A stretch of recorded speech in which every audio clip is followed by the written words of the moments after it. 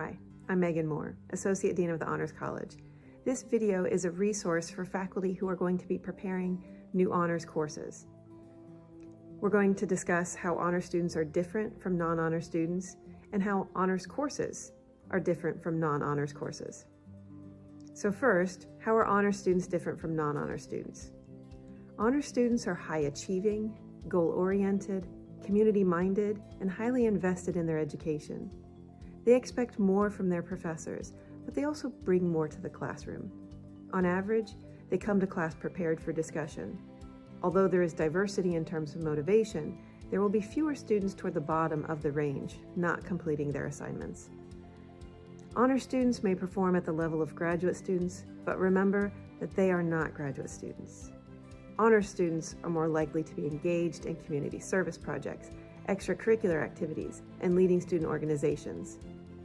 Just like other students, they may be working on or off campus, but they might be more likely to be working in jobs that support their education, so they can invest more time in their studies. Honor students may want to know the right answer, and they're very concerned about their grades. This may make them risk averse, and with that, they may carry a lot of anxiety about their academic performance and their ultimate goals of getting into a competitive graduate program or professional program. So in this video, you're going to meet other students and faculty around campus talking about their favorite honors courses or the most effective methods that they've come up with when they're teaching honors courses.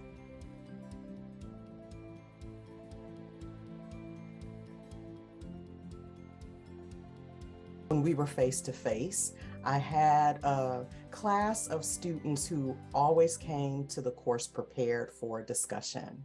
So one of the things that I would do would be to prepare discussion questions because they were very much so engaged with the material. They didn't need to be prompted to participate, and that was a wonderful surprise, seeing that the class was an introduction to gender and sexuality. One of the things that was also surprising was the fact that there appears to be a sense of community, that the students come into the class like already having that community established. And one of the things that I focus on with all of my classes, I do take considerable amount of time to create a culture of belonging, and my honor students just kind of have that already. And so it makes for very rich discussion. It actually helps me as an instructor just be a little more creative with the assignments that I create for the class. I personally feel that I'm less afraid of being judged by other people. One of my favorite honors classes has been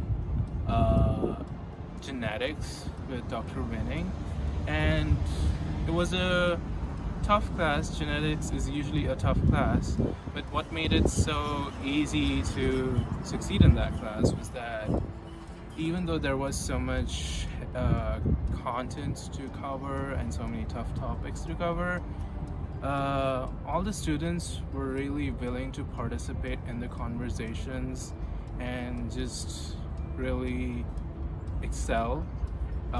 When everyone wants to do good, you also want to do good. So how are honors courses different from non-honors courses?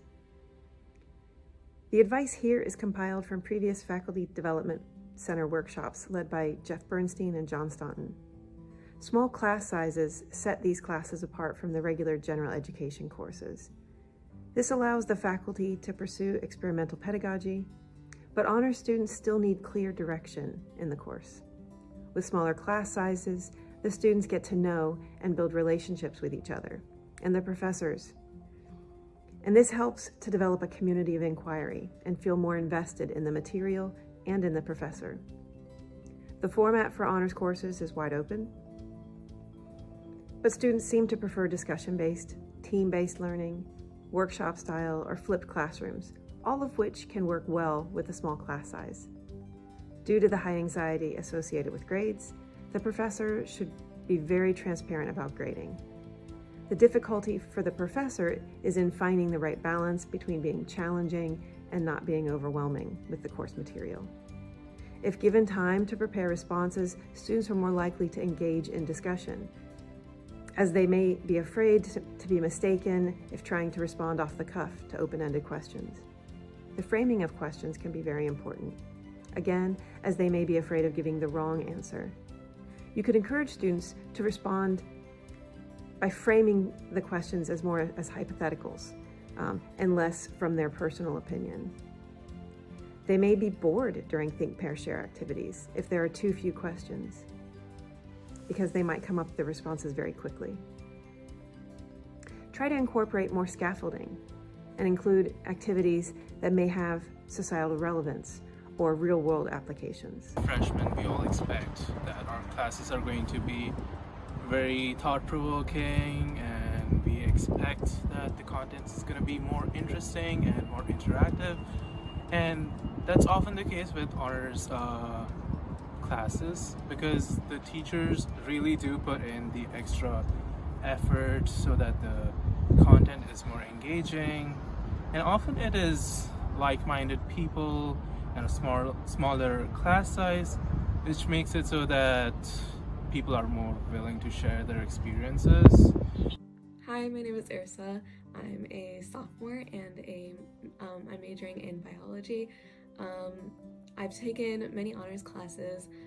They've all been the smaller class sizes, and I've gotten a lot of interactions, and I've been able to build relationships with the professors due to the smaller class sizes, and discussion-based classes have been much more enjoyable than just regular classes, because I get to build off of other people's knowledge and just get to interact with people more rather than one of those boring lecture classes.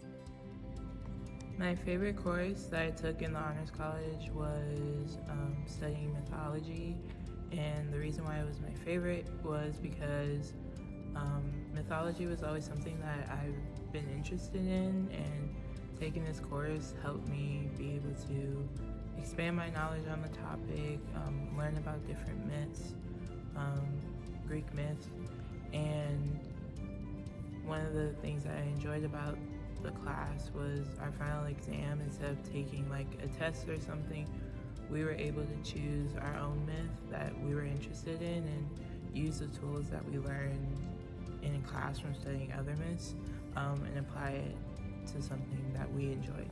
I'm Professor Cheryl Cassidy. I'm in the professional writing program in the Department of English Language, Literature, and Writing.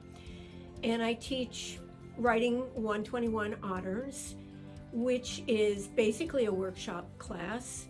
And I try to make it a class that can resonate with students' lives. So to that end, I lodge all of our assignments in social media, but I require that they use analytical writing in terms of how they examine social media.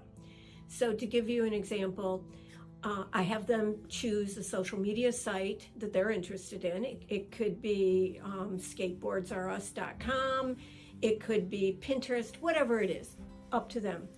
And then they examine that in an analytical manner without producing their own opinions, but rather as a report on what this particular site does to fulfill its purpose and to engage its users. So we do various assignments, and probably the funnest assignment is the last assignment, where they examine videos, especially viral videos, memes, and TikTok, and analyze them. And then, as we complete our analysis of various videos, TikTok, memes, they, with a cohort, create their own. And that video has to have something to do with either the Eastern Michigan University campus, or perhaps some pertinent social or political issue going on today. In creating assignments for them that that would engage them more with the material. I realized I had a class full of students who are very creative. So I normally have a culminating final paper, but I asked some of them, I said that they could do a graphic novel that also met the requirements for the assignments, or they could do like a public service announcement focused on a particular theory or concept that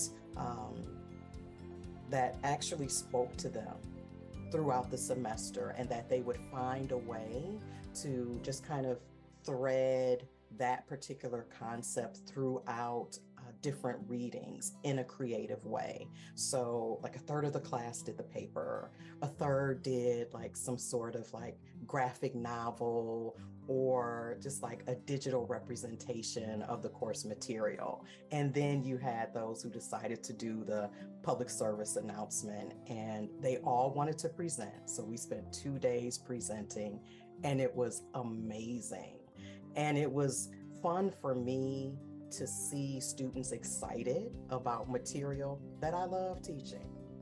And I could tell that the class, when we had our final discussion, it ended up being very different than they anticipated, because they had, some of them had experienced the online, like virtual learning, and they just really didn't like it.